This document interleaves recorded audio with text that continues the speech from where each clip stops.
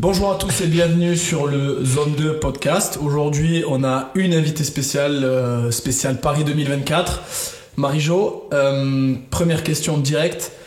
Qu'est-ce qui te passe par la tête au champion d'Europe quand tu rates ta première barre à l'arraché et que que t'entends les Arméniens crier? Honnêtement, je me dis que c'est pas possible. Pour l'entraînement que j'avais donné, c'était absolument pas possible de rater celle-là. Mais je me dis, je vais me calmer, je vais revenir et ça va mieux se passer. Et du coup, le fait que les Arméniens crient... Honnêtement, j'avais envie de les insulter, mais je suis trop bien éduquée pour ça. Du coup, je me suis dit, on se venge mieux en réussissant la barre suivante et en gagnant l'adversaire qui était l'Arménienne. Et c'est ce que t'as fait? Oui. T'avais fait combien t'avais fait combien d'ailleurs au total? J'avais fait 113 à l'arraché et 140 à l'épaule jetée. Ok. Mais du coup, présente-toi un petit peu. Imaginons quelqu'un qui tombe sur le podcast et qui ne suit pas trop l'haltéro, vas-y. Je m'appelle Marie-Joseph Fégué, j'ai 32 ans, je suis haltérophile en équipe de France. Mon objectif a toujours été, pas de participer aux Jeux Olympiques, mais d'être l'actrice aux Jeux Olympiques, c'est-à-dire avoir une médaille. Et qu'est-ce que je peux rajouter d'autre? Je pars tout de suite. T'es née à Yaoundé? Je suis née à Yaoundé, c'est ça. Je suis née à Yaoundé, au Cameroun, dans un quartier pauvre, mais avec des parents qui ont su me donner une bonne éducation que je porte aujourd'hui. Voilà. Ok. Et du coup, ça fait combien de temps, parce que du coup t'es née à Yaoundé, ça fait combien de temps que tu tires pour l'équipe de France? Ça fait pas longtemps. J'ai intégré l'équipe de France en 2021. C'était presque fin 2021 et on est en 2024. Okay. Ouais. Donc 3 ans d'équipe de France, un championnat d'Europe? Non, un ou deux? Deux championnats d'Europe. Donc des chances de médaille pour les Jeux Olympiques. Je pense que, moi je le dis, je pense que t'es une des seules chances de médaille pour la France lors de ces JO, sans vouloir te mettre la pression. En altéro, merci. En altéro, oui. D'ailleurs, vous êtes combien allés aux JO en altéro en équipe de France? La France aura droit à 4 représentants, donc 2 femmes et 2 hommes. Ok, et du coup, ça marche comment comment on se qualifie aux Jeux Olympiques? C'est quoi le système en haltérophilie? Pour se qualifier aux Jeux Olympiques, il faut déjà avoir les minima pour commencer. Ouais. Et être parmi les 10 mondiaux pour se qualifier directement. Ok, donc tu es dans les 10 et mondiaux. Individuellement, oui. Okay. Donc si tu es dans les 10 mondiaux de ta catégorie, tu es automatiquement qualifié. Oui. Et si tu y es pas, t'es pas loin, on va dire. Voilà, si tu y es pas, tu as quand même la possibilité d'y aller en fonction de tes compatriotes, en fonction de leur rang à eux. Ouais. Okay. Voilà, donc, c'est aussi simple. Okay. Donc par exemple, là pour la France, il y a 4 athlètes. Toi, tu es dans les 10 mondiaux pour l'instant? Oui, pour l'instant, ouais. Ok. Du coup, ceux qui ne sont pas chez les hommes, ils y sont pas, je crois. Ouais, chez les hommes, par exemple, on a Romain qui est, je crois, 13e au classement mondial. Donc, il a des chances. Il est, pour le moment, le seul garçon qui est qualifié pour les Jeux. Après, les autres, ils jouent encore leur qualif, mais je pense que ça va pas tarder. On va pas tarder à savoir qui va au jeu pour le reste. C'est qui la deuxième femme pour la France? Pour la deuxième femme, pour le moment, il y a Dora devant Garance, mais après les deux, il y a encore 2 compétitions qui permettront de départager. Laquelle de deux? Exactement, exactement. Ok, du coup, la France, on a juste 4 places. Même en étant pays hôte, on n'a pas des places supplémentaires. Non. Justement, puisqu'on est au pays hôte, je pense qu'on a 4 places. Ouais, le comité olympique. Sinon, on aurait eu moins que ça. Ouais. Okay. Non, c'est vrai. Parce sinon, que en gros, ça aurait été juste le nombre de places dans le ranking, si t'es dans les 15 premiers ou 10 premiers. Non, après, je pense que c'était, d'après l'explication que m'avait donné le coach, on aurait pu être 3 filles, 3 hommes aussi. Et mais sauf que le comité olympique a banni cette règle-là, ce côté-là, parce que il veut pas non plus encourager le fait qu'on pense que parce qu'on organise les Jeux, on est pays hôte, on a le droit à ça. Pourtant, ils misent plus sur les personnes qui peuvent ramener exactement, qui peuvent rapporter des médailles sur le mérite, comme il a dit Ruben. Ouais. Et toi, les JO, ça a toujours été, dès que t'as touché une barre d'haltéro, tu t'es dit je veux finir là-bas, ou c'est quelque chose qui est venu petit à petit? Franchement, c'est pas venu petit à petit. Dès le premier jour où j'ai vu l'entraîneur tirer. Bon, il est entraîneur aujourd'hui, il était athlète à l'époque où moi je l'ai vu à la télé. Je me suis dit que c'était mon truc, quoi. C'était Vence Silas, qui est entraîneur national aujourd'hui. Qui avait fait une médaille avec la France à Pékin. Exactement. Exactement, ça m'a fait quelque chose. Je me suis dit. T'avais quel âge là? À l'époque, j'avais 14 ans, je pense bien. Ouais. J'en ai 32 aujourd'hui, une moitié de ma vie dédiée à l'haltéro, donc c'est énorme. Ok. Et moi, j'aimerais que. Parce que le but de t'inviter sur ce podcast, bon, ok, tu vas représenter la France au JO, etc. Mais je voulais que les gens, en fait, ils connaissent un petit peu ton histoire. Parce que t'as quand même une histoire particulière comparée à d'autres athlètes, peut-être. Ouais. Comment est-ce que t'as démarré l'haltéro déjà? Comment t'as connu l'haltéro à Yaoundé? Parce que au Cameroun, il y a quand même une culture haltéro un petit peu. Oui, familier. Comment ça a démarré? Déjà, il faut savoir que moi, dans ma famille, il n'y a pas de sportif.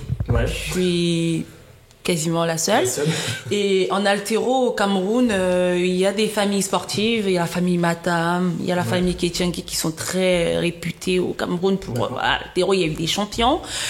Et moi, je suis neutre. Je suis venue comme ça, comme tombée du ciel. Donc moi, je connais l'haltéro à la télévision. Il faut savoir que moi, j'ai commencé par l'athlétisme. C'est un sport que j'adore beaucoup. S'il faut me dire de choisir tout de suite, franchement, c'est l'athlétisme. Donc, c'est un sport que j'aimais beaucoup. Et il y a mon oncle qui était entraîneur national de la marche. Donc, en gros, c'était lui qui m'entraînait. Et une fois, en rentrant chez moi, après l'entraînement d'athlétisme, je zappe la télé fatiguée et je tombe sur l'haltéro. Sur Eurosport auparavant, ça passait. Donc l'haltéro, j'entends franco-camerounais, nanani, s'il fait cette médaille, il est champion d'Europe. Et là, je zappe et je ferai demi-tour. Là, je regarde. Tout de suite, j'ai eu des frissons. J'ai pas compris pourquoi. J'ai pas compris. Et c'était Vence qui passait à ce moment-là. C'était un championnat d'Europe. Ah, ok. Ça, c'était un championnat d'Europe. Je le connaissais pas du tout, mais je sais pas pourquoi ça m'a créé cette réaction, cette sensation. Je sais pas. Je me suis arrêtée, j'ai regardé, et tout de suite après la compète, j'ai revu mon oncle. Je lui ai dit, écoute, je suis désolée. Tu sais que j'adore l'athlétisme, mais j'ai plus envie d'en faire. J'ai plutôt envie de faire ce truc-là où on lève des poids. Je savais pas comment ça s'appelait. Il me dit... Donc t'avais même pas touché, non. T'avais pas touché une barre et tu non. te dis direct je veux faire ça. Non, ouais. Il me dit quoi? Je lui dis on lève des poids et tout. J'ai vu quelqu'un qui levait des poids. Il me fait c'est l'haltérophilie. Je lui dis bah d'accord. Là c'est ce que je veux faire maintenant. Il me fait c'est pas possible. Non, c'est pas bien et tout. Ça déforme. T'es une femme. Enfin... D'abord, lui, il a pas porté le jugement. Moi, c'est mes parents qui ont porté plus le jugement. Ma famille, non, nanana, t'auras plus d'enfants. Je leur ai dit, écoutez, c'est ce que je veux faire. Ça sera ça ou rien. Ouais, c'était un peu compliqué au début avec les parents, mais finalement, le coach, il a essayé de les convaincre. Mon oncle, pardon, il a essayé de les convaincre. Non, c'est une femme, mais il y a des femmes qui en font, nanana. En étant entraîneur national, il connaît. Il sait que, voilà, il a l'habitude. C'est comme ça que mon oncle, il me ramène chez l'un de ses potes qui est lui entraîneur national, paix à son âme. Il était génial. Il me présente, et quand il m'a vu, ce coach-là, qui ne me connaissait pas, il me dit, c'est pas possible, c'est ta fille. Et mon oncle, il dit, oui, c'est ma fille. Il lui dit, elle a des bras d'arrachés. Avec mon oncle, on se regarde, on dit, c'est quoi? Vous n'aviez pas compris? On n'avait pas compris. Il dit, t'inquiète, tu vas comprendre. J'ai commencé à m'entraîner, du coup, des fois, je driblais un petit peu les cours à l'école. Du coup, franchement, l'école m'intéressait plus trop en ce moment-là. Je voulais juste aller m'entraîner, et tous les jours et à tout moment. Donc, à chaque fois, je quittais l'école tout de suite à l'entraînement, tranquille. Juste, on m'apprenait, c'était l'initiation pour moi au début. Ouais. Donc, vraiment, j'ai commencé comme ça et tout. Tout doucement, je progressais, mais en moi, je sais pas ce qui se passait. Ce coach, il a mis... pas que de l'admiration, mais je crois qu'il voyait quelque chose en moi que moi-même j'arrivais pas à voir. Mais tout ce que moi j'avais, c'était cette passion-là de briller, de faire bien, de faire comme les autres champions que je voyais qui étaient au Cameroun à cette époque-là.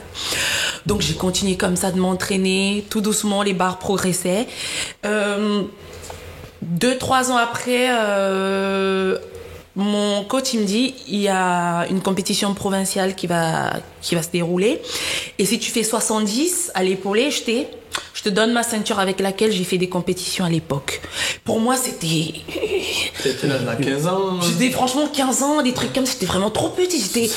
Ouais, franchement, j'étais là avec mes chaussures pourries, avec un juste au corps tout pourri. Tu faisais quoi en basket? C'était des baskets en plus. J'étais comme une petite villageoise, mais je me suis dit... faut que je fasse les 70. Franchement, je dormais et je pensais juste à la voix du coach qui me disait, Marie, faut que tu fasses 70. Mais t'étais pas loin, c'était pas. À l'époque, franchement, je faisais 65. Mon max, c'était 65. Il m'a dit, tu fais 70, t'as la ceinture. Donc, à cette compète, j'étais connue de personne, vraiment que de mon club. Donc, j'arrive à la compète, j'étais concentrée, j'étais vénère, j'étais surexcitée. Je fais la barre de 70 et mais moi, j'en reviens pas. Et là, je cours vers la ceinture, je cours. Et le coach, il me donne, j'étais là, j'ai dit, cette ceinture... Non, franchement, la ceinture, pour moi, ça représentait... quelque chose de D'accéder au club des haltérophiles. Exactement. Moi, ça signifiait tellement beaucoup et je me suis dit, je sais pas quoi dire. Il y avait trop d'émotions, pardon. Donc, après la ceinture, quelques temps après, mon entraîneur, il tombe malade. Et ça n'a pas mis long. Il m'a rappelé dans sa chambre. Il a demandé à ce qu'on me fasse appel. J'arrive dans sa chambre, il me dit, écoute. Il commence à me parler, à me dire des choses bizarres, comme quelqu'un qui allait mourir, bien évidemment, à me prédire en quelque sorte mon avenir. Pourtant, il me connaît pas, c'est pas comme ça, j'ai fait 5 ans ensemble. Il me dit, tu sais, tu iras loin. Tu continues à t'entraîner, je te jure que toi, tu vas aller loin. Il y a quelque chose qui t'attend, tu vas monter sur des plateaux énormes. Tu vas monter sur des scènes que toi-même, t'aurais jamais imaginé monter. Il m'a dit ça, quelques heures après, il est mort. Il est mort de quoi? Il est mort, il avait je sais pas, été malade. Okay. Il a fini, il m'a dit ça. Le lendemain, mon père, il me dit, écoute, il est mort. Pour moi, c'était le destin. Pour moi, ça m'avait fait trop mal parce que, c'était terrible. Donc du coup, à l'issue de tout ce qu'il m'avait dit, pour moi, il fallait que j'avance. Pour moi, il fallait que je continue le chemin. Sans lui. Donc, après cette compétition provinciale, je me fais remarquer par les autres coachs. Les coachs de l'équipe.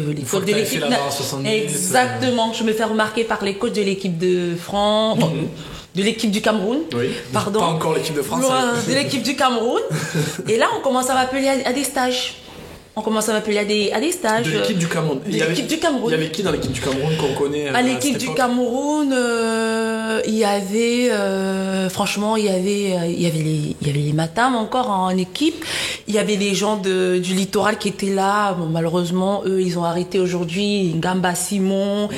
Et c'était des grands champions. Honnêtement, c'est des gens qui avaient fait les championnats du monde. Et pour moi, je les voyais vraiment là, quoi. Je voulais être comme ça. Donc, j'ai commencé à faire des stages avec eux et gagner en expérience. Après, j'ai fait des compètes aussi, les Commonwealth jeunes, où voilà, je prends mes premières médailles. Mais à chaque fois où je suis sortie... T'as fait les premiers Commonwealth Games en 2008.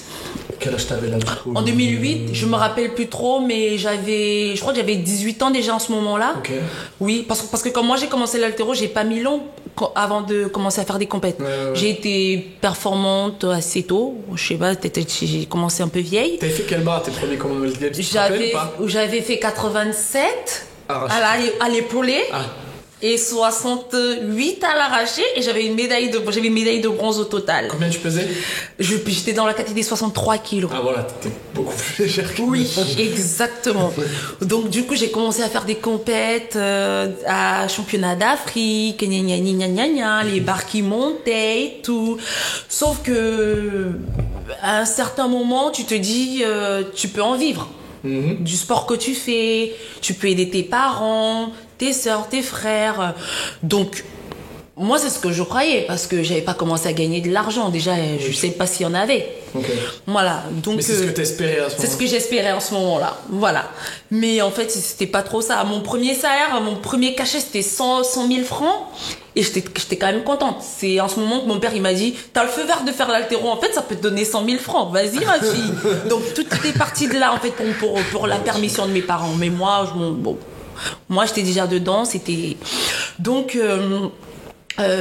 sur le chemin, il y avait normalement j'avais été qualifiée en 2012. Voilà, je vais pas rentrer dans les détails, je vais couper les parties. Donc en 2012, je me qualifie pour les Jeux Olympiques de Londres. Et c'était prévu que je vienne m'entraîner, faire la préparation en France, à l'INSEP. Tout était prévu parce qu'on avait signé un contrat avec le CIO et tout. J'étais tellement contente, mes parents aussi, parce que au départ, on s'attendait pas à ce que ça m'amène aussi loin. Donc, bim, le rêve se brise parce que ma grande sœur décède, elle me soutenait beaucoup et m'encourageait. Elle décède, mais pas que ça, mais le pire, c'est que je pars pas au jeu. Je pars pas au jeu pour des raisons assez terribles quand même, parce que je subis quelques harcèlements sexuels qui ne méritaient pas d'être, vu que j'avais la performance qu'il fallait, même bien que je partais pas peut-être pour avoir la médaille, mais pour gagner une expérience. Mais on m'a brisé mon rêve en quelque sorte. Okay. Voilà, je vais peut-être pas citer aussi les noms, mais ça restait toujours dans le cadre du milieu haltérophile, quoi. Donc du coup ça me casse, j'y vais pas parce qu'après il y a des petites menaces derrière, vu que t'as pas cédé, tu vas payer cher et tout. Moi j'ai pris ça pour une blague, mais sauf que quand je pars pas au jeu, je comprends qu'en fait c'était réel les menaces. Et là je pars pas au jeu et je pleure parce que pour moi c'est un rêve brisé quand même. Mais pour ma sœur qui est décédée, je me fais tatouer les anneaux olympiques en promesse qu'un jour j'irai au jeu et ce serait pour elle. Parce que les anneaux, je les ai pas fait comme ça parce que je voulais. C'était pour elle, c'était une promesse pour moi. En ayant ces anneaux, même si j'aurais eu 50 ans, Marie, tu vas au jeu pour Caro, quoi. Okay. Donc, je sais même pas si vous vous rendez compte, à chaque fois que je suis en compète, quand je crie, je dis Caro. Caro, c'est ma grande sœur, en fait. Okay. C'est toujours son nom que je crie. Tu cries avant ou après les barres? Non, quand j'ai réussi une barre. Okay. Et là, je lui dis toujours des Caro. Je sais pas si ça s'entend, mais à chaque fois, je lui dis son nom parce que... Je pensais juste que tu criais. Non, parce que pour moi, elle est là à tout moment. Donc, les anneaux, c'est pour elle. Mais attends, je voulais restituer un truc. Donc, en fait, tu t'es préparé pour les Jeux. Oui. Et au moment d'y aller, donc, quelques mois avant... Non, la préparation, c'était pour ici. Normalement, je devrais voyager pour la bourse olympique que j'avais signée. Je devrais venir me préparer à l'INSEP. Donc le voyage était imminent. Sauf que je comprends pas pourquoi je voyage pas. Mais j'appelle une collègue de judo avec qui on a signé le contrat le même jour. Ouais. Et elle me dit je suis en France. Je lui dis t'es en France, c'est le bordel. Elle me dit je croyais que t'étais en France aussi. Je dis tu te fous de ma gueule et je comprends pas ce qui se passe. Et là je m'en vais au comité olympique. Je leur demande qu'est-ce qui se passe. Ils me disent demande à tes coachs. Je leur demande comment ça, je demande à mes coachs. Écoute, on sait pas comment te dire ça, mais ils ont dû... C'était une sorte de détournement, en fait. Donc, et comment vous l'avez permis? Je sais pas. Honnêtement, je sais pas l'expliquer. Tu penses que le comité olympique camerounais était complice de tes coachs? Honnêtement, tant qu'ils peuvent prendre de l'argent... Ouais. Je pense que toutes les magouilles étaient possibles. Okay. Tellement de choses étaient possibles et je sais d'ailleurs pas pourquoi on m'en voulait à cette époque. Donc bon, bref. Mais ils t'ont refait le coup en 2016? Non. Justement, j'allais en venir. Et donc en 2011, voilà, le rêve brisé en 2012. Donc ma grande sœur qui décède, je me fais les anneaux olympiques. Je me dis d'accord. J'ai failli laisser tout tomber d'ailleurs. Donc je me dis c'est pas grave. Je vais continuer pour elle. Donc, je recommence l'entraînement et tout. Je me dis, il y a les Jeux du Commonwealth en 2014. Marie, entraîne-toi, c'est pas long. Donc, je recommence à m'entraîner durement, franchement. J'essaye de mettre tous les moyens en jeu pour vraiment me relever et me remettre. Donc, c'est ce que je fais. Et là, je recommence à m'entraîner dur. Et en 2014, on part pour les Jeux du Commonwealth. C'était en Angleterre. Ouais. Et là, j'éclate tout. J'ai la médaille. J'ai la seule médaille d'or de la délégation. C'était génial. Et mon objectif, honnêtement, après le coup de 2012, dans ma tête, il y a personne qui savait ce qui se passait, mais moi, j'avais prévu partir en fait. Partir du Cameroun. Partir du Cameroun. J'avais prévu partir parce qu'ils m'ont fait très très mal, ils m'ont blessé au fond de moi, je peux plus faire confiance. Ils font des promesses déjà qui sont pas réalisées, mais en plus de ça, ils me brisent. Donc pour moi, l'objectif c'était de faire une médaille, de leur foutre ça sur le visage, de leur dire bye bye. Donc Dieu merci, c'est ce qui s'est passé. J'ai eu ma médaille. Et j'ai décidé de partir en fait, de déserter. Donc là on est en 2014. On est en 2014. Okay. De déserter sans remords. Donc tu fais la compète en Angleterre. Oui. Et au lieu de rentrer au Cameroun, tu t'en vas. Exactement. Je m'en vais, je prends mes bagages, je me casse. Ah oui, tu fais Angleterre, même pas. Ouais, je rentre à Londres et tout, parce que quand t'es en Angleterre, que t'as toujours un visa ou un tampon, personne n'a le droit de te prendre ton passeport. Okay. Étant en tant qu'adulte, il y a personne qui te prend ton passeport. Parce qu'ils avaient instauré une stratégie où ils gardent nos passeports pour qu'on se casse pas. Le comité, tes coachs? Ouais. Okay. Ouais, le comité et tout d'organisation, je m'en fous. J'avais utilisé tous les moyens. Genre, je m'en vais acheter un téléphone. On a besoin du passeport, je l'ai pris et je me suis cassée, tout simplement. Okay. Voilà, comme les autres. J'étais d'ailleurs pas la seule, donc voilà. Vous étiez combien à faire ça? Il y avait les boxeurs. Ah oui? Il y avait les lutteurs. À la délégation, ils sont rentrés peut-être 5. Hein. On était, je sais pas moi, 27. Oh, bah, honnêtement, moi, j'avais pas. Clairement. Donc, je leur ai dit, écoutez, je vous aime beaucoup, mais en fait, j'avais toujours cette histoire de 2012 en moi. C'est pour ça que je pouvais pas laisser passer. Brisé. Clairement. Et eux aussi, du coup. Ils avaient eu des histoires comme ça, les gens avec qui t'étais? Non, je crois pas. C'est vrai que chacun a son histoire, mais je pense pas. Mais ceux qui sont partis. Ils sont partis, la raison, on la connaît tous. C'est la mauvaise gérance, le mensonge. Ouais, c'était donc pas les mêmes histoires que toi, mais c'était quelque chose de similaire. Exactement. Quoi. Ouais. On promet des primes qu'on donne pas. Ou alors, je sais pas, moi, toujours des trucs comme ça. On n'est pas, voilà. Pourtant, on voit grand, mais nous, on nous met là. C'était pas possible. Voilà, je me plaignais pas pour rien, tout simplement. Donc, je décide de partir. Je rentre à Londres. Chez quelqu'un, j'avais des contacts, d'autres contacts, et on était allé chez un monsieur, je connaissais pas du tout. Il nous a hébergés dans sa petite chambrette, et il demandait des intérêts et tout. Mais écoute, je lui dis, mec, tu connais même pas mon caractère, toi. Tu m'héberges, c'est vrai. Moi, je t'ai rien demandé. C'est la personne qui t'a dit de m'aider. C'est à lui que tu dois gérer tes comptes et tout. Donc bref, il m'a hébergé pendant un moment. Et sauf que je cherchais le moyen de rentrer en France. C'était ça l'objectif, de venir, parce que c'est ici que je voyais justement mon avenir d'haltérophile. Parce que la personne que j'ai vue à la télé, c'était un Français. Okay. Voilà. Et pour moi, la France proposait de meilleures conditions, honnêtement, d'opportunités. Parce que comme on dit, les aînés, ils ont montré le chemin, et nous, on n'a fait que suivre, tout simplement. Donc, on voyait bien qu'ils étaient bien, on prenait bien soin d'eux, niveau entraînement déjà, nutrition, suivi, et le respect même de la personne. On est des sportifs, mais on a besoin de respect aussi. Voilà, ce qu'on fait, c'est dangereux. On se brise des coudes, on se fait mal partout. Donc un peu de respect. Donc voilà, ils ont des comment on dit ça, des meilleurs règlements sportifs. Ouais. Voilà. De meilleurs cadres, un meilleur encadrement. Voilà. Donc moi c'était ça mon objectif. Donc du coup je reste là, je rôde en Angleterre pendant 5 ans, où je me fais un petit peu exploiter. Voilà, mais c'était pas bien grave. Exploiter, tu faisais des petits boulots? Ouais, non, mais exploiter parce que la personne qui te garde un moment te demande toujours un peu trop parce qu'il sait très bien que t'es pas en situation régulière. Je me suis fait violer aussi. Je le dis parce que j'ai pas honte, parce que je suis fière de raconter ça aujourd'hui, parce que ça, je te l'avais pas dit à toi. Non. C'est des choses qui sont honteuses, mais qui méritent d'être dites parce que c'est peut-être pour les autres, on sait jamais. Donc voilà quoi, je suis passée par des étapes comme ça, mais je gardais quand même mon objectif en tête et tout. Donc 5 mois plus tard, je suis en contact avec le club de Dijon, qui m'a beaucoup aidé et m'a aidé à payer aussi la caution, parce que le monsieur chez qui j'étais, à un moment, il faisait des voyages, avec sa voiture, il s'est rentré en France. Ok, bon, voilà. Il faisait du trafic d'être humain, clairement. Un truc dans le truc. Voilà, je dévoile les petits secrets et tout. C'était un passeur. Voilà, c'était un passeur. Voilà, le monsieur, c'était un passeur.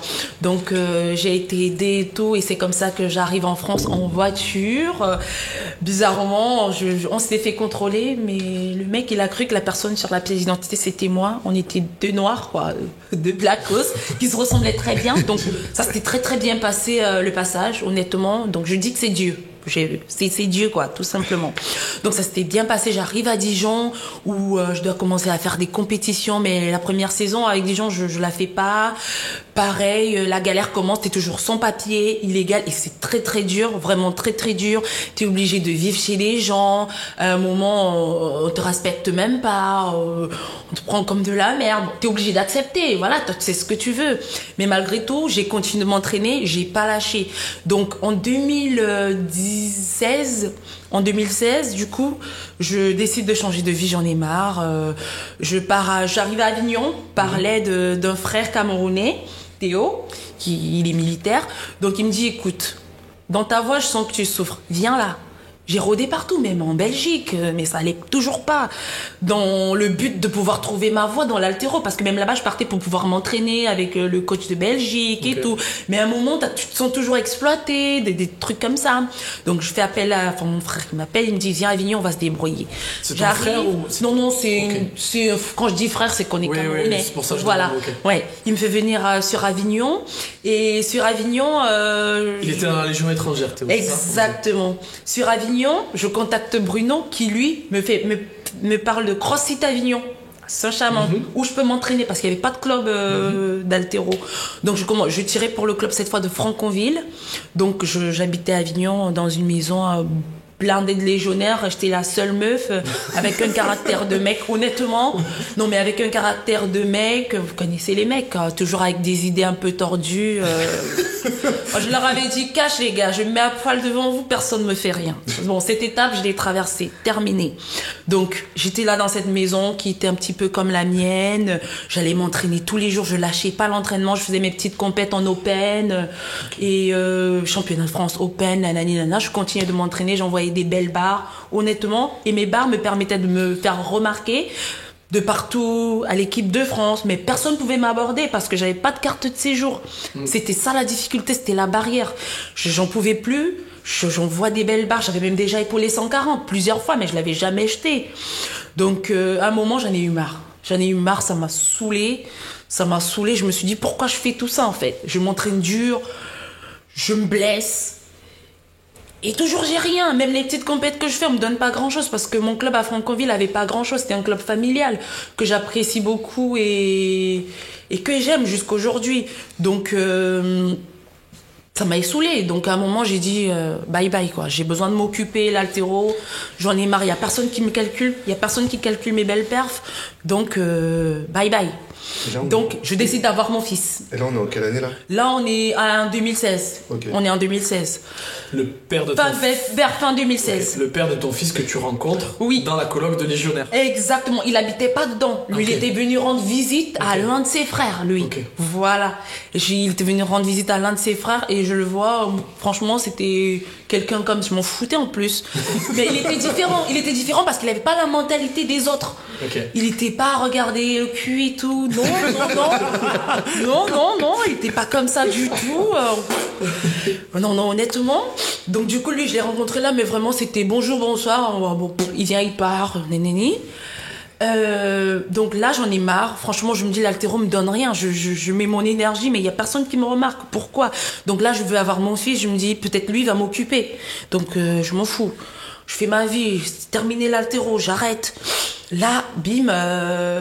Là, je chope Samuel et tout comme ça. Je l'ai voulu, bien évidemment. Avec David. Oh, je vais pas raconter cette partie, c'est bon, on m'en demandait pas plus. Donc du coup, non, il est trop bien, David, c'est un bon mec. Heureusement, il me casse pas les couilles. Et, oui. Donc du coup, on se met ensemble. On a Samuel qui apporte la lumière à nos vies aujourd'hui. Et grâce à Samuel. Pas que grâce à Samuel. D'abord, il y a la petite parenthèse de... Non, d'abord Samuel, j'ai eu Samuel. Il est né en 2016. 2017, ok. Oui, il est né en 2017, c'était trop bien. Et quand Samuel il naît, soudainement, je commence à avoir l'envie de l'haltéro de nouveau, et encore plus forte. Je dis putain. Et là, 3 mois après, je recommence à l'haltéro. 3 mois après l'accouchement, je recommence à l'haltéro à fond, avec plaisir. Oui. On était à CrossFit Avignon. Oui, je le ramenais Samuel. Je me rappelle. En poussette et tout. Elle allaitait son fils entre ses séries de squats. Ouais, grave. Franchement, je m'en foutais de ce que les gens pouvaient penser. Je voulais faire de l'haltéro, mais m'occuper aussi de Samuel en même temps. Franchement, c'était pas facile. Est-ce que ça t'a remotivé d'avoir Samuel? Oui, franchement, oui. Ça m'a beaucoup remotivé, mais c'était dur. Ouais. C'était dur parce que j'ai recommencé l'entraînement. Du coup, je devais quand même continuer à faire les petites compètes sur le plan national. Et du coup, je le ramenais avec moi. C'était dur. C'était très très dur parce que David, lui, il était légionnaire, donc c'était chaud et Et tout. en plus, à cette période, t'es encore en situation irrégulière. Du coup. Ouais, je suis toujours en situation irrégulière. Et là, une fois, Samuel, il tombe malade. Je le ramène à l'hôpital. Et là, il y a Amel qui intervient. La petite avec qui je tirais à Franconville. Et la petite, elle m'adore. Et moi, je l'adore aussi. Franchement, elle est trop sympathique. Le club, il a rien, mais ils ont des âmes d'ange, quoi. La petite, je sais pas ce qui s'est passé. Moi, à l'hôpital avec Samuel, toute triste. J'en avais marre de ma situation là et tout. Il y a une journaliste qui m'appelle. Elle me dit, bonjour, c'est Marie-Joseph. Je dis oui. Elle me dit, j'ai parlé, il y a quelqu'un qui m'a raconté ton histoire. Je lui dis, c'est qui? Elle me dit, c'est Amel. Parce que en fait, la journaliste, elle venait pas pour moi. Elle venait pour Amel au club à Franconville. Donc c'était l'interview d'Amel et tout. Et Amel, elle a commencé à parler de moi, à raconter ma vie. Elle est folle, cette petite. Hein. Non, mais elle est folle. Hein.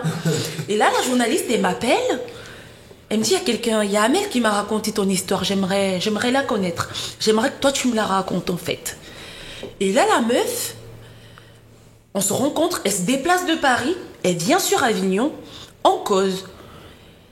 Grâce à cette interview, j'ai pu avoir ma carte de séjour. Je sais pas ce qui s'est passé. D'accord. Je sais pas ce qui s'est passé. Honnêtement, je sais pas l'expliquer. Combien de temps après? Franchement, ça n'avait pas mis long. J'ai eu la carte de séjour en 2019. Ok. En 2019, oui. En 2019, je l'ai eu, mais franchement, ça n'a pas mis long. C'est l'interview a tout déclenché. Franchement, la petite Amel, elle m'a fait quelque chose. Qu'est-ce qui s'est passé Franchement, je sais pas. Non, mais comment tu l'as eu, la carte de séjour? T'as fait des démarches en plus? Non, j'ai pas fait parce que David, lui, il est français. Sauf que quand moi je m'en vais faire la demande à la préfecture en disant voilà, je suis parent d'enfant français, ils me font ah, vous avez fait ça pour avoir les papiers, hein. Et là, ça a posé problème. On est allé au tribunal pour ça, en fait. Si, voilà, tu te rappelles. On est allé au tribunal pour ça, ça m'a mis les boules. David, il était là, il prenait pour un idiot. Et là, on va au tribunal à cause de ça, à cause du préfet et à cause du fait que de ce dont il m'accuse et tout. Et là, la journaliste, elle débarque avec son appareil au tribunal. Elle débarque avec son appareil et elle se met à filmer. Je crois qu'il était peut-être mal à l'aise, qu'il y ait une caméra, je sais pas moi. Et voilà. Donc dans tout le processus, il y a personne qui savait que j'étais sportive. Okay. À un moment donné, ça m'a saoulée. Je leur ai dit, j'ai dit à Madame la juge à un moment, parce que l'avocate à un moment elle foutait plus rien. Moi je lui ai dit, vous avez les pièces à main, mais depuis vous n'arrivez même pas à bien me défendre. Moi je vais me défendre moi maintenant. Donc du coup quand la juge moi m'a donné la parole, j'avais pas le droit de parler. Donc quand elle m'a donné la parole, moi je leur ai dit, je suis sportive de haut niveau. Je suis maman aujourd'hui, c'est vrai, c'est mon choix. Mais je suis d'abord sportive de haut niveau et moi je pense que c'est pas rien. Demain, je compte représenter la France. Je compte même avoir une médaille au jeu. J'ai commencé à balancer des trucs comme ça au hasard. Non, et là, dit la vérité. Voilà. Donc j'ai balancé comme ça. La meuf, elle était là, elle filmait et tout. 2 semaines après, c'est bon, madame, vous avez la carte de séjour et tout. J'ai non, mais j'ai une histoire de dingue. Même moi, j'arrive pas toujours à croire. Donc du coup, après ça. Donc je continue mes entraînements et tout, nanani nanana. Voilà, il y a la petite partie aussi, le coach de Franconville, Bruno, qui a beaucoup démarché aussi pour que j'intègre l'équipe de France. Je me rappelle, il avait contacté la fédération française. Exactement, Bruno, il a beaucoup lutté. Il a appelé René et René avec qui il s'entend très très bien. Qui est le président. Qui était le DTN avant. À l'époque, il était DTN. Exactement. Donc avec René, on s'est vu. Avec Arnaud, on a eu plein de réunions et tout. Franchement, c'était le début après, tu vois, pour avoir la nationalité, c'était le début déjà pour savoir. Mais surtout qu'à ce moment-là, t'avais arraché 110. Oui, j'avais déjà fait 110 et 137. Oui, 137. Oui. Donc du coup, la petite réunion déjà au début, c'était pour savoir, tu veux vraiment être française? T'es sûre? Pourquoi tu veux être française? Voilà, j'espère que tu sais ce que tu veux. Dans la réunion, il y avait le DTN, il y avait le chargé Arnaud, il chargé des sports. Il y avait, franchement, c'était que eux deux, les deux qui s'occupent vraiment des trucs comme ça. Donc on a vraiment parlé, c'était dur parce qu'ils sont durs, hein, ils rigolent pas. Hein. Et je leur ai dit oui. Oui, j'ai essayé de leur expliquer que ça fait 8 ans que j'essaie d'aller au jeu et que j'ai fait une promesse qui doit être réalisée, mec. Donc, pour moi, c'est une histoire de vie ou de mort, en quelque sorte. Ouais. C'est pas comme quelqu'un qui arrive, comme toi, Rup, tu dis tu vas aller au jeu, on s'en fout que tu vas aller au jeu, mec. Moi, c'est la fin de ma vie, je veux aller au jeu. Donc, en disant ça, ça motive dans le sens où t'es sûr que je m'en vais pour chercher quelque chose. Voilà. Donc, du coup, je pense que tout ça aussi, ça les a motivés parce que moi, je sais être sincère quand je dis les choses. Je sais pas mentir. Donc, j'ai essayé de leur faire comprendre le truc et tout. Et, c'est comme ça que tout était lancé. Et puis du coup, équipe de France. Et puis, équipe de France. T'as intégré quand l'INSEP? En 2021. Août 2021. En même temps que t'as intégré... Juste après Tokyo, du coup. C'était ça. Ok. C'était ça. Ouais, ça faisait trop juste pour Tokyo. Oui. Et moi, je pense que le timing est trop bien. C'est trop bien parce que 4 ans, ça aurait été trop long. 3 ans comme ça, je pense que c'est pile poil pour moi. C'est très bien. Tu voulais poser une autre question? Non, je suivais l'histoire. Ok. Du coup, on a eu le cheminement du début de l'haltéro jusqu'à l'équipe de France. Donc c'est pas mal. C'est pas mal. Moi, je voulais que les gens écoutent ton histoire, donc oui. C'est fait. Non, mais donc là, donc là, équipe de France 2019, c'est ça? 2021. 2021, ouais. Et ensuite, entre 2021 et en fait, t'as continué à s'entraîner jusqu'au championnat d'Europe, les premiers. Oui. Et là, les deuxièmes en 2023. Et là, sur ces 2 ans, du coup, c'était bien cadré. Pas Ouais, franchement, quand moi je suis entrée à l'INSEP, c'était pas, comment dire, je me sentais pas trop dans mon truc, quoi, parce que c'était un truc nouveau pour moi. Les entraînements, ça changeait. On s'entraînait 2 fois par jour et intensément. Tu t'entraînais comment avant? Avant, honnêtement, moi, 3 fois par semaine, ça m'allait très très bien. Hein. Ça m'allait très très bien. Donc, en gros, j'avais pas d'objectif. Je sais pas moi, donc pour moi c'était tout de suite ping, et je crois que mes genoux ils avaient pas compris le truc aussi. Déjà que à la base ils étaient un petit peu malades, donc en entrant à l'INSEP c'était ils ont pas compris le truc. Ouais, quand je suis entrée tout de suite ça a pas mis long, je me suis blessée, j'ai une fissure sur la pointe de la rotule et c'est la fissure qui est toujours là en fait, j'ai pas plus que ça. Pour moi c'est pas très grave. Donc t'as eu juste ça en blessure? J'ai eu cette fissure-là qu'on a essayé de soigner avec des PRP, mais après j'ai eu une deuxième fissure là récemment. Ok, et ça, à l'INSEP, ça t'aide quand même d'avoir un encadrement autour de ça? Oui, ça m'aide beaucoup, on est bien à l'INSEP, mais après j'ai dû prendre mes marques aussi. Ça peut se voir, au premier championnat d'Europe, j'étais pas à Marie-Jo, que des gens j'étais pas la Marie-Jo que beaucoup de personnes connaissent parce que je prenais mes marques, je me sentais pas folle parce que j'aime bien être folle du coup des fois. Donc j'avais toujours l'impression qu'il faut que je demande la permission, faut que je sois comme ça et tout. En fait, j'ai gardé l'habitude du Cameroun, c'est pas le respect, mais rester à pas demander si j'ai besoin d'un truc, à pas demander parce que j'ai peur qu'on va me dire non, ni. Mais au deuxième, j'ai tout éclaté parce que Bon, t'as quand même tout gagné au premier aussi. Hein. Oui, mais je me sentais pas moi. Je pense que si je me sentais moi, ça aurait été mieux. Donc là, au deuxième, franchement, je me sentais mieux. Je me suis Sur Wikipédia, affirmée. il y a première partout. Là. Sur, il faut Ouais. arracher total. Ouais, non, mais honnêtement, je me suis plus affirmée. Je me suis dit, quand c'est non, c'est non. Quand ça te convient pas, tu dis non. Et là, ça va t'éviter et des blessures, et le dialogue avec tes coachs. Et c'est ça qui va permettre que l'atmosphère soit un petit peu plus, plus agréable. Et du coup, il n'y a pas eu de championnat du monde? Non, il n'y a pas Pourquoi eu de championnat du monde. Dis-nous pourquoi. Il n'y a pas eu de championnat du monde en 2023. Il y a eu le championnat du monde à Bogota. C'est vrai. Oui. C'est vrai. Où t'avais loupé ta j'avais- dernière barre. Oui, j'avais loupé, j'avais fait quoi? J'avais loupé beaucoup de barres à Bogota. En 71, j'ai tiré en 71 kilos. Du coup, c'est l'année que tu dis où tu te sentais pas toi-même. Non, là, Non, c'est pas- si, c'est l'année où je me sentais pas, 2022, c'est ça. Ah, ok. Ouais. Ça apparaît pas. C'est pour ça que. Exactement, je me sentais pas, t'as tout compris, Ru. Merci. C'est l'année où je me sentais pas moi aux Europes et ça s'est suivi au monde. Ouais. Voilà, j'arrivais toujours pas à dire non. T'avais Quoi. fait 6ème? J'avais fait j'avais fait Il me semble 8, je crois. Ah ouais? J'avais fait 8ème, ouais, 8ème. Ok. J'avais fait 8. J'avais fait 8. Mais oui, mais il y avait une barre que t'as ratée, je crois que t'as Ouais, raté non, 140 et que si tu non, avais- j'avais raté 136, Ah ouais, ok. 130, je sais pas moi, 3, ou ouais, j'ai arrêté 2 barres à l'épaulé. Des barres que tu fais tous les Et jours. non? oui, et une barre à l'arraché. Non, mais laisse tomber, j'étais pas moi. J'étais pas moi du tout. J'étais pas moi du Et tout. du coup, 2023, pourquoi?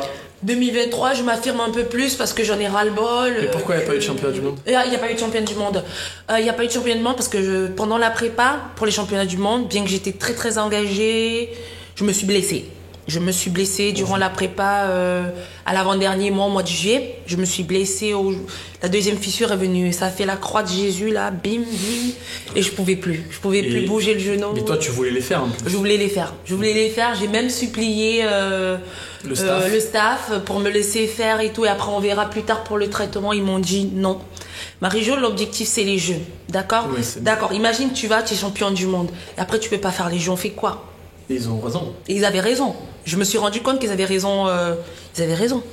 Oui. Ok. Et du coup, une journée à l'INSEP, ça ressemble à quoi? Une journée de Marie-Jo?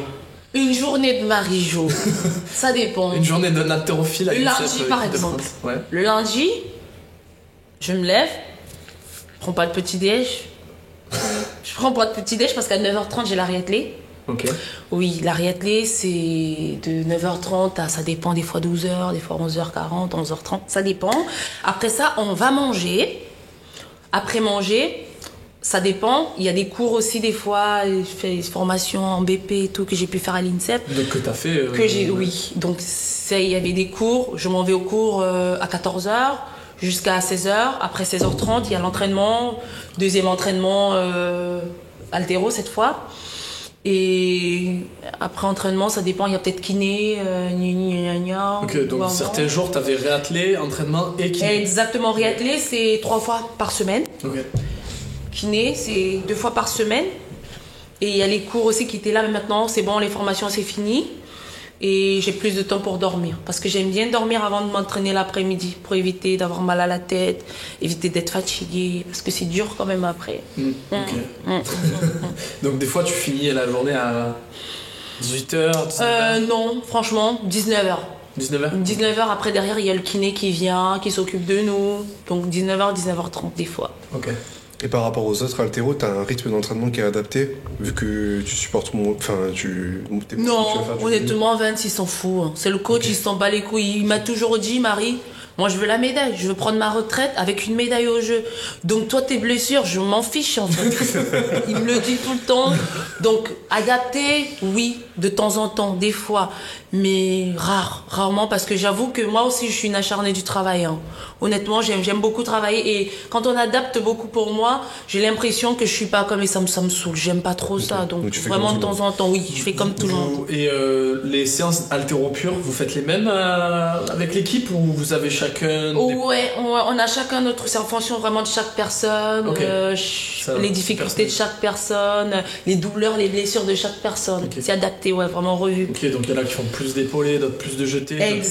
Exactement. Okay. Ouais. D'accord. Ouais. Et en dehors de l'entraînement, t'arrives à avoir du temps quand même? En dehors de l'entraînement, avoir du temps... Quand je suis à l'INSEP, ouais. Mon temps, c'est quand je dors. C'est tout. Non, ouais, franchement, mon temps, c'est quand je dors. Je connais pas beaucoup Paris, donc après ça me dérange pas. Pourquoi il y a des athlètes qui sortent le soir? Oui, il y a les athlètes qui sortent, mais parce qu'ils sont internes eux. Donc eux, ils reviennent de chez eux pour venir s'entraîner à l'INSEP. Donc ils sont externes, on dit comment là? Externes. C'est ça. Et toi, t'es interne. Mi-machin, et un coup ils sont à l'INSEP, une partie sont à l'INSEP, une partie sont chez eux. Donc du coup ils ont plus de chances de pouvoir... Moi, je suis vraiment que interne à 100%. Ok, mais du coup, parce que tu rentres à Avignon des fois. Je rentre je rentre à Avignon, c'est 2 semaines. Bon, c'était parce que ça sera plus ça maintenant. Oui, vu que les Jeux approchent. C'est ça, 2 semaines à l'INSEP et 1 semaine à la maison pour que je puisse voir Samuel quand même un peu. Ok. Et explique un peu ce que tu m'expliquais sur le système de la liste ministérielle, parce que tu es payé par l'armée en fait. Oui. Comment ça marche? Ouais, parce que la Fédé en fait a pas d'argent en fait. La Fédé a pas beaucoup d'argent, et donc du coup ce qui se passe c'est que on te trouve un contrat de travail, d'image, une CIP qui remplace le fait qu'eux ils peuvent pas te payer. En gros, t'es comme un salarié normal. Et la chance qu'on a, c'est que comme il y a les Jeux, l'armée recrutait beaucoup les sportifs, voilà, pour nous permettre justement de pouvoir joindre les deux projets, enfin Ouais. avoir une stabilité financière dans le projet. Pour pouvoir s'entraîner à temps plein pour les C'est Jeux. ça. Du coup, c'est ça. tu me dis que l'armée des champions, c'est ça? C'est l'armée des Le champions. programme ça s'appelle l'armée des champions, c'est l'armée qui paye des athlètes qui vont aller aux Jeux Ouais. pour qu'ils puissent s'entraîner à temps plein pour les Jeux, c'est ça? Ouais, l'armée nous donne le boulot en gros pour nous soutenir et après nous aussi on montre une belle image de l'armée. Ok. C'est un petit échange, on va dire. Mais Vous vous avez êtes pas allé vous avez pas de tâches à faire pour l'armée, c'est juste. Si, voilà. Par exemple, dans le contrat, on a 25 jours dans l'année où on a des trucs à faire. Hein. Ah ouais. On a des stages. On a des stages, genre une semaine de stages. Et tu fais quoi? On a des journées de cohésion. Ah. On est vraiment comme des vrais militaires, par contre. Mais les stages, c'est quoi? Les stages. Tu tires au FAMAS? Oui, non, C'est vrai vraiment on apprend à tirer, on te fait faire du sport, on te fait dormir comme les militaires qui dorment en brousse, on te fait vraiment ça sous des tentes. Ah, j'ai fait ça, on a fait ça à la journée de cohésion, j'ai failli vomir. C'était dur, hein. C'était dur, Mais c'était très dur. t'étais avec les autres athlètes du Oui, programme? pour la cohésion, on est avec d'autres athlètes déjà pour les stages et tout, Ok. donc toutes disciplines confondues. Ça, Ouais, c'est pour il les y a stages. qui comme athlète Et Bah, Anthony, Romain. non, en fait, à l'armée des champions, on n'est que 3. Ok. Il y a moi et Romain et Brandon. On est 3. Et Ok. c'était vraiment exceptionnel Et des cette autres- année. Et Oui. des autres sports, il y a qui? Les autres sports, il y a le pentathlon. Ok. Ouais, d'ailleurs, il y a Clarisse qui est aussi à l'armée des champions. Donc, Qui Clarisse, la judokate. Ok, ouais. Et il y a Ah oui, plein, oui, ouais, c'est il y a vrai. plein de sportifs qui sont là-bas, en fait. Ok, d'accord. Même les Andy sont dedans. Ah, même les. Ouais, les- ouais. Ok. Oui, c'est bon. Moi, j'ai une question par rapport au Oui. championnat du monde en Bulgarie, Oui, à non. Sofia. Ah, championnat d'Europe. Championnat d'Europe, pardon. Oui. Est-ce que tu vas les faire? Franchement, d'après le staff, non.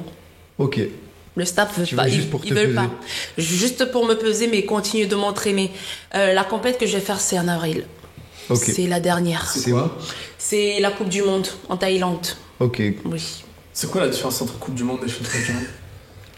En plus, c'est des compètes qu'on rajoute juste pour, Pour avoir des olympiques, pour les trucs pour avoir des olympiques. qualifs, ok, d'accord. Parce que Exactement. La Coupe du Monde, elle n'existe pas les autres années?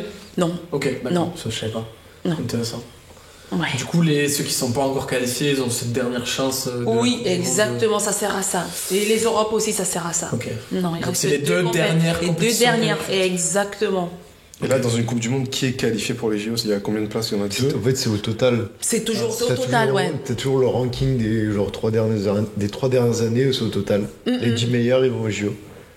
Et Ok. après, par exemple, en France, on a 4 personnes. Donc, si Marie-Jo est 12e et qu'elle est la mieux classée par rapport aux autres françaises, et ben, ce sera elle qui sera choisie dans Il a sa tout catégorie. compris. C'est complexe quand même. Il a tout compris. Ouais, C'est exactement ça. ouais. Ok. Ça va. Tu peux passer. On a une ribambelle de questions à te poser parce que Moi, j'en avais une pour toi. on avait mis une story et. Horrible. Ouais. En gros, comment t'as. Je sais que du coup, tu l'as coaché pendant un temps, enfin, t'as géré sa progra. Ouais, c'était avant qu'il y ait les papiers. Hein. Oui. Ah oui, non, il faut parler de ça, c'est Bah oui, obligé. oui. Hein.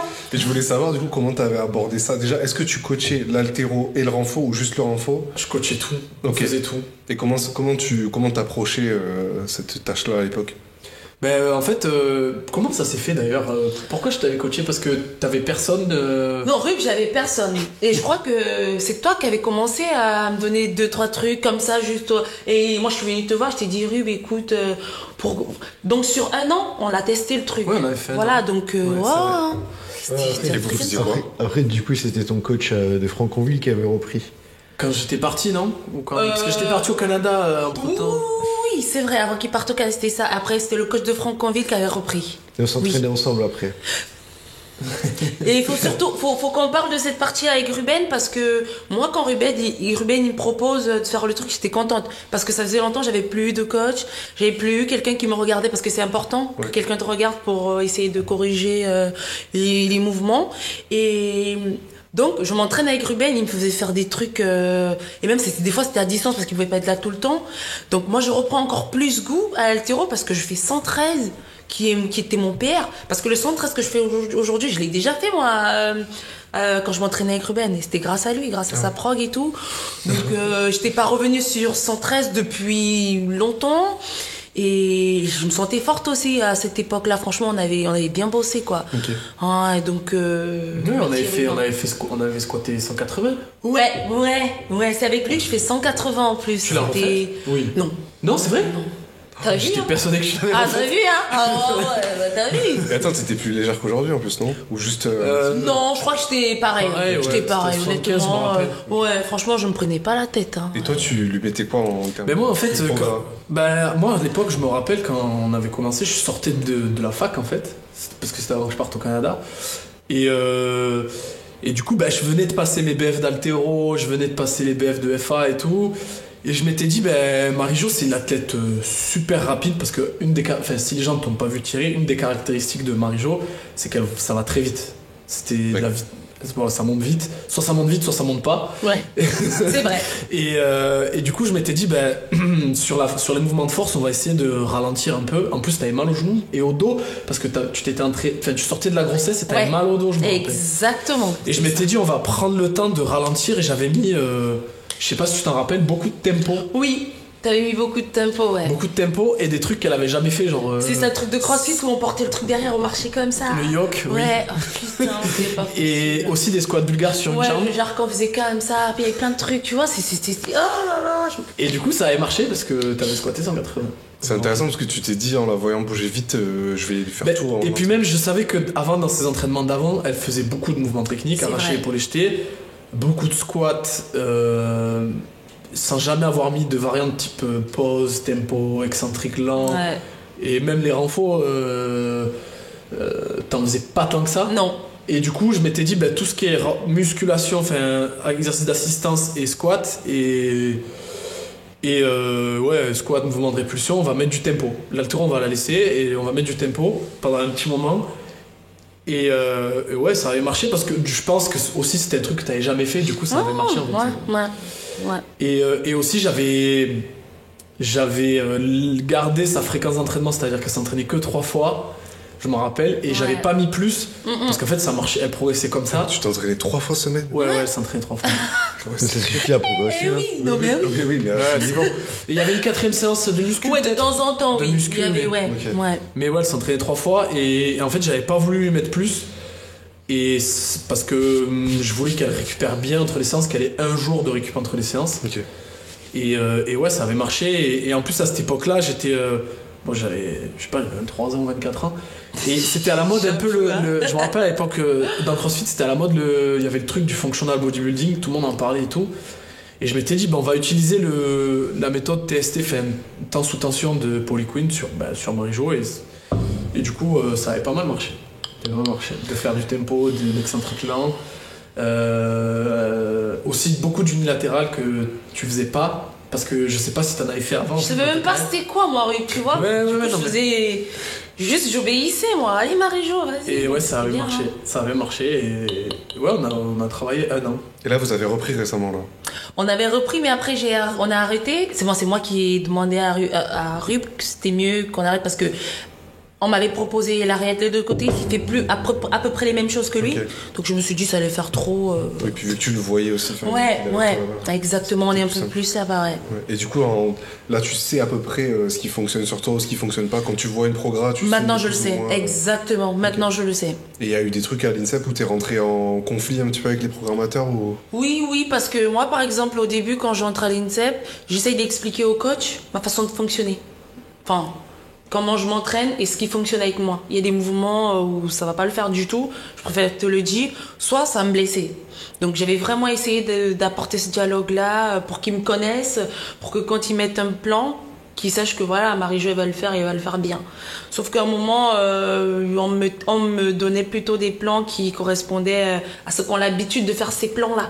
Et ça n'allait pas du tout, donc ça n'a pas duré la blessure, hein. Ça n'a pas duré du tout. Puis même à un moment, je me rappelle quand tu étais allé en équipe, tes premières compètes, t'étais pas contente parce qu'ils cherchaient à te faire changer ton mouvement. Merci. Donc c'est non mais c'est vrai. Tu m'avais demandé qu'est-ce que j'en pensais. Non mais c'est vrai en plus parce que j'étais confuse, je savais pas, fallait que je parle, j'avais besoin de conseils. Vu que j'arrivais pas à leur parler à eux directement, vu que j'avais l'impression que j'avais même pas droit à la parole, honnêtement, j'étais pas Marie-Jo. Donc c'était compliqué pour moi, c'était vraiment compliqué. C'était compliqué, donc il y a tout ça qui a été beaucoup travaillé. À un moment, je me suis dit, écoutez, je vais vous dire d'aller vous faire foutre. Vous voulez juste que la barre elle soit là, et c'est ce qui va se passer au final.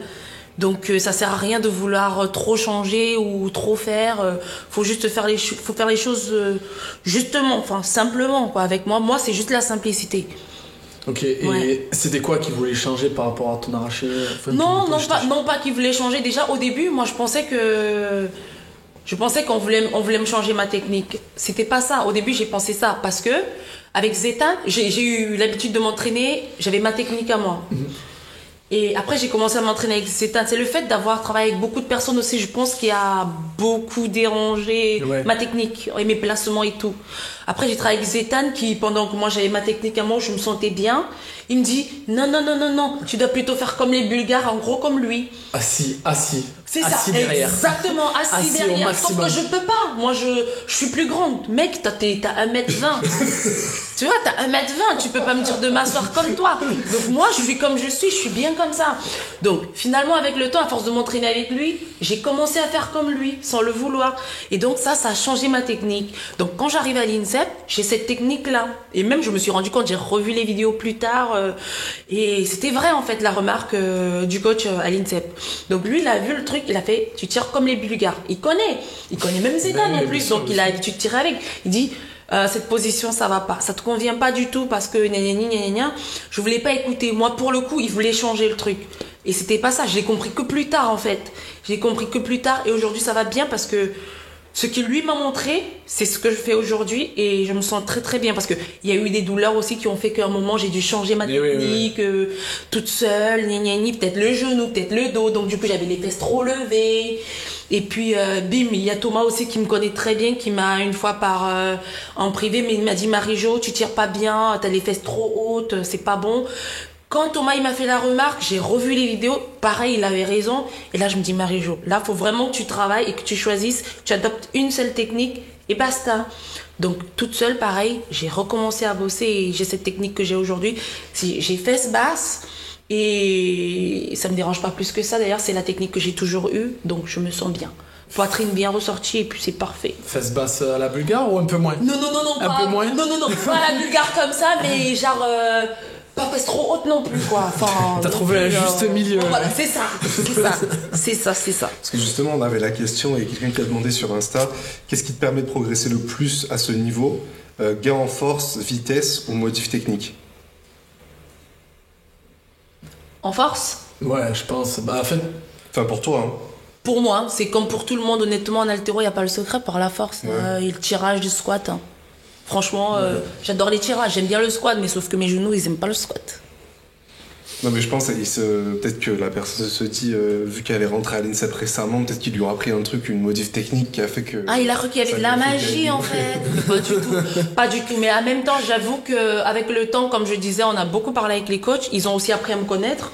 Donc Vance, il est coach, je veux dire, Franz et Vance, ils ont appris sur la personne que j'étais. Et j'avais beaucoup de faiblesses au niveau de mon dos.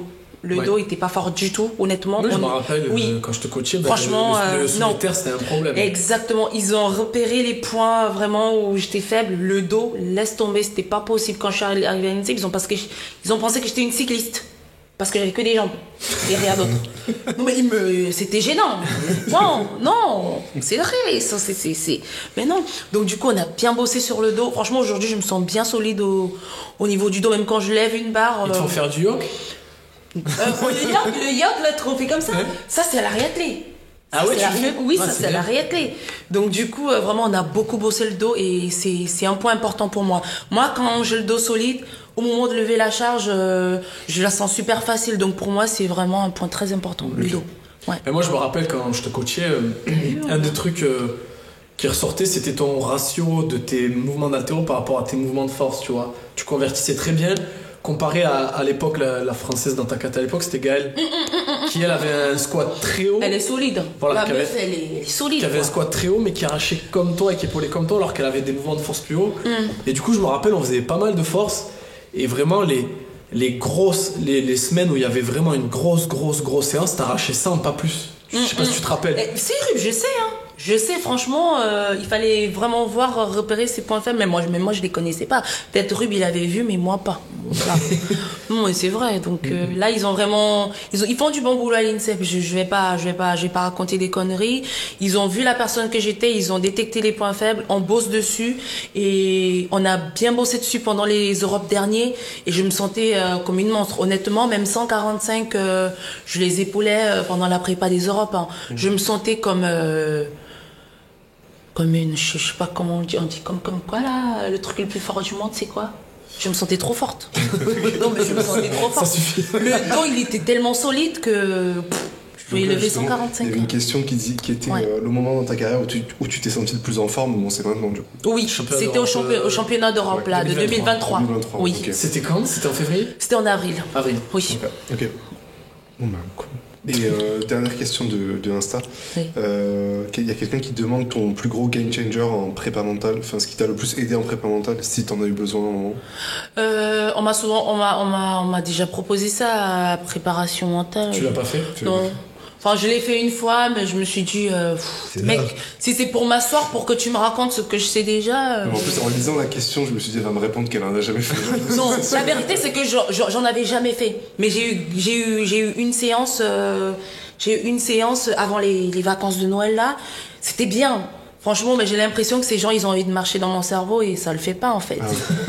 Donc voilà, ce que j'ai à savoir, c'est ce qu'il essaie de me dire, mais d'une façon un peu maraboutée, mais ça le fait pas, non. Je sais ce que j'ai à faire, je veux une médaille, je sais ce que j'ai à mettre en jeu, travailler dur, être discipliné, bien me reposer, voilà, la récup, et puis prier, quoi, tout simplement. Il y a rien d'autre à faire, C'est pas de magie. C'est quel jour l'altéro au jeu? Pour les jeux, moi, le 9 août. Ok. À 19h30, si je me trompe pas. Est-ce que la date, tu l'as écrit quelque part? Ou 20h30. Tu l'as écrit quelque part, la date? Elle est là-dedans. Et il y avait une dernière question. Non, on peut me poser toutes tes questions. Enfin, je crois Il y en a 30. Dans ton discours, il n'y a pas trop eu ça, mais il n'y a pas eu une période où vraiment tu voulais arrêter l'haltéro, à part quand tu as eu ton fils, mais c'était une pause. Juste avant qu'elle ait son fils, c'est son fils qui lui a redonné l'envie, justement. Oui. Mais tu voulais arrêter Je voulais arrêter totalement. J'avais compris ça plus comme. Non, je voulais arrêter totalement, j'en ai marre, moi. Ok. J'en ai marre de faire des bars, mais que tout le monde s'en fichait, en fait. Je gagnais même des gens qui étaient là, l'équipe de France avant, mais quand on te regarde pas, t'as l'impression que t'es inexistant, même pas qu'on vienne t'aborder pour te dire, est-ce que ça t'intéresserait? Non, mais non, je me suis dit, mais non, quoi. On marche sur la tête, là. Comment t'as géré l'entraînement quand... Mais justement, quand t'as eu Samuel et que tu t'es entraîné avec ça, comment tu gérais? Est-ce que t'avais changé quelque chose dans ton entraînement juste après la reprise avec Samuel? C'était l'erreur. Pour moi, justement, j'avais rien changé, mais j'aurais dû. Ouais, voilà. J'aurais les dû. anciens plans. Exactement. J'avais repris les anciens plans et c'est ça qui m'a provoqué la vertèbre déplacée derrière dans le dos. Ouais. C'était con, mais voilà, je savais pas. Hein, Et ouais, tu revenais d'une grossesse. Exactement. Pour moi, j'ai cru que tout était normal. Tout va très bien, Marie-Jo. T'as pas eu d'enfant du tout. Mais t'as continué à t'entraîner enceinte? Oui. Un peu. Oui, un peu. J'ai continué, ouais. J'ai continué. J'ai pas lâché jusqu'au 8e mois, je crois. Mais je faisais genre la muscule, mais vraiment tranquille. Hein, mais à un moment, ça devenait dur, mais bon. Ouais. Ouais. Et t'as déjà essayé le crossfit? Ah oui. Oui, si. Ah oui, j'ai essayé du crossfit carrément avec Pascalou, avec Tatiana et tout. Franchement, j'ai essayé. Et c'est trop bien, mais c'est trop dur, merde. Non, mais j'aime, mais c'est dur, hein. Si, moi je me rappelle des WOD. Une fois, je lui avais fait faire Grace avec le poids des hommes. Isabelle? Non, Isabelle.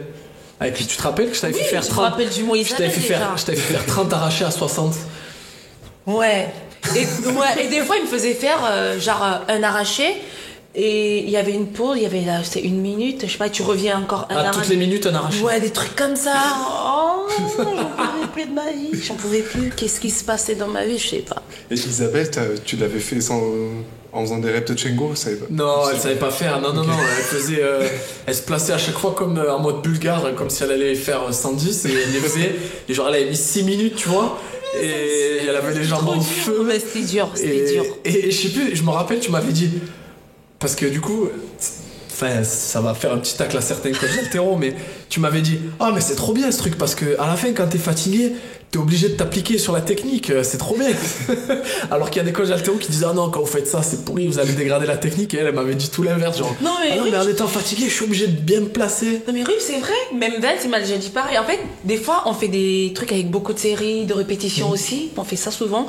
Et tu vois, les premières c'est nul à chier, mais les dernières, bizarrement c'est trop bien. Je comprenais pas, mais bon, voilà, c'était comme ça. Et ouais, c'est le temps de monter en force et que ton Ouais. système nerveux. Après, je sais pas ce que Vince te fait faire, mais Ouais. c'est vrai que des fois, les séances d'haltéro, t'es Mais meilleur. des séances gaillardes hein, à l'UNICEF. Ah ouais? J'ai des fois, tu vois, c'est des trucs, vous faites des sacrées séances. Hein. Ouais, non mais franchement c'est dur des fois, au point où ça énerve certains. Ah, il y a des rébellions? Ouais. Ah non mais comme partout, hein, il y a On dira toujours. pas Ouais. Je fais un coucou à mon ami Brandon Votard. Voilà, c'est lui qui adore la bagarre avec les coachs. Voilà. Je l'adore. Non, il anime beaucoup les séances à chaque fois. Il y a d'autres questions? Non, c'est bon. Oh, il y en a plein. Ah, il y en a plein. Vas-y, tu peux y aller. Est-ce que ton fils il fera de l'haltéro? Non. Pourquoi? Parce que il va faire le foot et il va me ramener plein de sous. Ben voilà. Et les études? Pas d'études? Ah, et les études aussi, bien sûr. Ouais. Sport-études, ça c'est en priorité les études. Mais pas l'haltéro. Non, mais pas l'haltéro. Pourquoi?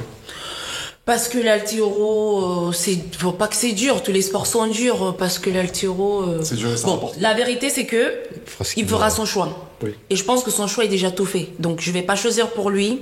Honnêtement, je suis une maman cool. Il a déjà choisi le foot. Mon fils, il s'appelle Samuel, mais il me dit qu'il s'appelle Mbappé déjà. Donc là, donc je pense qu'il a choisi le foot. Et je crois que c'est plutôt cool le foot. Après, si demain il me dit qu'il veut faire de l'haltéro, bah il fera de l'haltéro, pardon. Mais pas à l'INSEP. Si. Oh, ça, on verra au niveau où il voudra aller, on sait pas. Parce qu'il y en a qui commencent et après ils s'arrêtent. C'est vrai. Mais après, ça sera bien de choisir comme tu dis. Oui. Et est-ce que justement, toi, les jeux, c'est un objectif de fin ou c'est une suite après? Les jeux, c'est pas un objectif de fin. Voilà, il y aura forcément une suite parce que quand on est piqué, on lâche plus. Hein, l'haltéro. Ruby, il sait, hein, Jules aussi, ils savent. Hein, quand t'as commencé, t'arrêtes pas. Et en plus, si t'arrives au niveau olympique, tu vas pas lâcher, encore moins. Soit après, déjà, je vais continuer de faire les entraînements et des petites compètes, mais après, j'aimerais bien transmettre aussi. Je pense que c'est bien. Tu coaches là déjà à côté? Là maintenant, non, Ok. non. Parce que t'as passé de BPJ du coup. donc, Oui. Ouais. Mais je coach pas encore. T'as une revanche à prendre avec les championnats du monde aussi. T'as une revanche à prendre avec les championnats du monde. Donc après les jeux, on sait où tu veux aller. Ouais. Et bah écoute, On a fini pour. moi j'ai fini. Si Question. vous avez d'autres trucs. Ouais. Est-ce que tu connais la Marseillaise au moins? Parce qu'il faut te préparer si jamais tu gagnes une médaille. Ma gueule, Rubin. Bah non, je te. Je te rappelle que je l'ai chanté, les Europes. C'est vrai, Je l'ai c'est vrai, chanté, tu te fous de moi. Hein. Non mais il est sérieux. Hein. Il m'énerve. Mais en plus, à chaque fois que je la Ça vois, parce qu'elle est noire. T'as vu ça? Mais c'est vrai, en plus, à chaque fois que je la vois à Castel, je dis alors Marie-Jo, t'as appris la Marseillaise? Ah oui, il a vu la Blacos, il s'est dit, c'est sûr, elle sait pas chanter, mais l'enfoiré, sérieux. Bon, en tout cas, moi je suis content que tu sois venu avec nous sur le podcast. J'avais deux dernières questions. Vas-y. Ouais, oui, vas-y. Il y a beaucoup de filles qui ont réagi aux questions et qui ont dit que tu les inspirais et tout. Est-ce que t'as des conseils pour une fille là qui attaque la haltéro aujourd'hui et qui t'a comme inspiration, tu vois, t'es son athlète favorite? Qu'est-ce que tu lui conseilles pour progresser, pour avancer, Bon, pour atteindre le plus haut niveau? Ça dépend de l'objectif, ça dépend des objectifs de chacun. Moi, j'ai dit ici mes objectifs, c'était les jeux. Depuis le tout début, dès que j'ai touché une barre, c'était les jeux. Après, ça dépend maintenant d'elles. C'est quoi leurs objectifs? C'est juste les jeux, c'est juste le niveau national, le niveau fédéral, le niveau européen, mondial. Ça dépend. Mais peu importe, travailler dur, persévérer, avoir la foi en ses objectifs, en ce qu'on est capable de faire. Et qu'est-ce que j'allais rajouter d'autre? Se faire plaisir. Se faire plaisir, voilà, et être patient. C'est pas parce qu'on fait tout ça, mais si on n'est pas patient, on n'a pas la patience, ça va pas venir de suite. Parce que des fois, tu te fais manger, tu ramasses une barre sur la gueule, bim, tu te dis c'est bon, j'en ai marre, t'as une bosse et tout, faut que tu reviennes demain. Et là, ça te cogne sur le pied, tu reviens encore. Et c'est comme ça qu'on apprend, et c'est comme ça qu'on devient bon athlète, et c'est comme ça qu'on gagne en expérience, et c'est comme ça que on devient un petit peu comme Marie-Jo, quoi. Pas parfaite, mais c'est comme ça qu'on atteint ses objectifs, je veux dire, dans la douleur. Il n'y a rien qui est facile. Ouais, puis la patience surtout importante. Exactement. Ça fait quand même 18 ans là. Oui, presque. En 2024, là, ça va faire 18. Ouais. 18 ans d'haltéro quand même. 18 ans d'haltéro et tu t'atteins ton objectif que tu t'es fixé à 18 ans. Quoi. Oui, j'ai pas lâché. Ne jamais lâcher, parce que on sait bien qu'à côté, il y a toujours des gens, même moi ça m'est arrivé, qui vont toujours dire « Ah, t'as pas un profil d'haltéro, hein. Ah, franchement, t'es maigre. Ah, t'es gros. » On a toujours il y a toujours des préjugés, on a toujours à dire en fait « Ah non, mais t'as ça. » Non, faut pas se laisser atteindre par ça. Pas du tout. Moi, je suis grande, je suis pas forcément trop haltéro. Gaëlle, elle était super costaud, mais pareil, elle est grande avec des grands segments, elle n'est pas forcément profil haltéro. Gaëlle, c'est une fille qui vient de l'haltérophilie. Donc, de l'athlétisme. Donc, si on l'avait découragée, elle serait pas là. Il y a plein d'autres cas. Donc, voilà. Moi, qu'est-ce qu'on m'a dit déjà on m'a rien dit, voilà. Et c'était quoi parce que ton premier coach t'avait dit que t'avais des bras pour l'arracher. Oui, d'haltéro. C'est quoi les bras pour l'arracher du coup selon lui? Honnêtement, Tu m'avais dit ça. Merci. Tu m'avais dit, je me rappelle. C'est ce que j'allais dire. Ça, j'allais dire. Même moi, je lui avais demandé, ça veut dire quoi? Il m'a dit, ça veut dire que t'as des bras arqués. Et je lui ai dit, quand t'as des bras arqués, ça veut dire quoi? Ça veut dire que, il me dit, c'est des personnes qui, techniquement, à l'arracher, tu vas voir, ils ont moins de problèmes. Ils ont moins de difficultés à arracher, quoi. Contrairement aux personnes qui n'ont pas les mêmes bras, quoi. Ils détestent toujours l'arracher. Moi, j'adore l'arracher, c'est vrai. J'aime aussi l'épauler, mais j'adore plus l'arracher. Mais les jambes, moi, je vois les jambes arquées, ça fait ça, ok. Les bras arqués, c'est quoi du coup? Comme ça. En mode. Les bras. Regarde les réceptions de Marie-Jo à l'arraché. Ouais. Ok, d'accord. Ouais, bah, après, il y a hyper-extension. Oui. Okay. Oui. D'accord. Et du coup, il y a une dernière question sur ton athlète favori, femme, homme. Oui. Avant, c'était Lydia Valentin. Bon, ça a changé. Hein. L'Espagne. Maintenant, c'est Nessie Daomes de Équateur. Et Carlos Nazar pour les hommes. Et pourquoi ces gens-là en particulier? Nessie, elle, je l'ai suivie pour les Jeux de... C'était de 2016. C'était 2016, Rio, ouais. Non, 2016. Rio, c'était à Rio 2016. C'était 2016. Ouais, et 2021 Tokyo, fin 2020 Tokyo. 2020, voilà. Je crois que c'est 2020 ou je sais pas moi, Nessie, où elle a gagné. J'ai suivi tout son entraînement, sa préparation olympique, et elle est partie de rien. Franchement, c'est une fille, on la voyait pas championne olympique. Mais vu comment je la voyais s'entraîner, j'ai vu sa préparation à un moment, il n'y avait plus de doute. Je savais qu'elle serait championne olympique. Dans mon canapé, honnêtement. Et c'est exactement ce qui est arrivé. Parce que j'ai vu son entraînement, j'ai vu comment elle s'est donnée. Je pense qu'elle a beaucoup sacrifié aussi. Et le résultat s'est vu, quoi. Elle a juste eu ce qu'elle méritait. Donc moi, ça m'inspire, des personnes comme ça. Et Carlos Nazar, lui, je pense que pareil, je sais quelqu'un que je suis et il est jeune. Je pense que c'est qu'il sera champion olympique là en 2024. Tu l'as déjà vu en vrai? Je l'ai vu en vrai. Ouais. C'est quelqu'un qui est très posé. Bulgare. Ouais. C'est quelqu'un. 19 ans, là. Ouais. Il s'appelle Carlos. Ouais. Carlos Nassar. Ouais, il est impressionnant parce que tout posément, il allume tout le monde. Il est très posé. Même pas il se met une pression quelconque, il vous attend finir et après bam. Donc poser parce que tu as confiance en l'entraînement que tu as eu. Moi c'est ce que j'adore, c'est des bonnes qualités.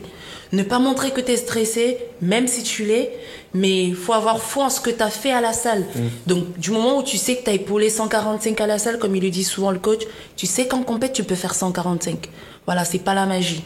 Tu vas pas faire plus en compète alors qu'à la salle t'as pas fait ça, quoi. Enfin, ça arrive très rarement, mais On conclut? Ouais, moi c'est tout bon. Écoute, je suis très content de t'avoir eu dans le podcast. Je voulais que les gens connaissent ton histoire. On te souhaite, pour moi, même si j'espère que tu gagneras une médaille, mais même si tu gagnes pas une médaille, je pense que c'est quand même un grand accomplissement d'avoir réussi d'aller jusqu'au jeu. Et moi, en tout cas, je pense que tu vas la gagner. Sans vouloir te mettre la pression, mais en tout cas, rien que le fait de te voir le jour où tu seras sur le plateau, déjà je serai très heureux pour toi. Voilà.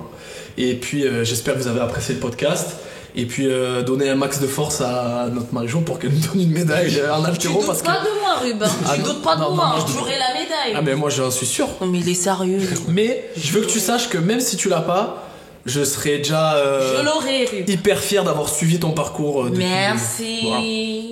Merci. Il y aura ça, il y aura la médaille en plus. Et il y aura Il y la aura médaille en ça, il y plus. aura la médaille en plus. Mais voilà, t'as vu ce qu'il me fait là, lui? Et C'est puis, pas possible. je vais conclure avec une phrase qu'un jour tu m'as dit, et puis elle m'a marqué et elle m'est restée, c'est « Ça sert à rien d'être un bon athlète si t'es pas une bonne personne. Oh, Alors, on va conclure avec cette phrase. Oh, Rub, il est trop gentil. Il en parle toutes les semaines. C'est vrai?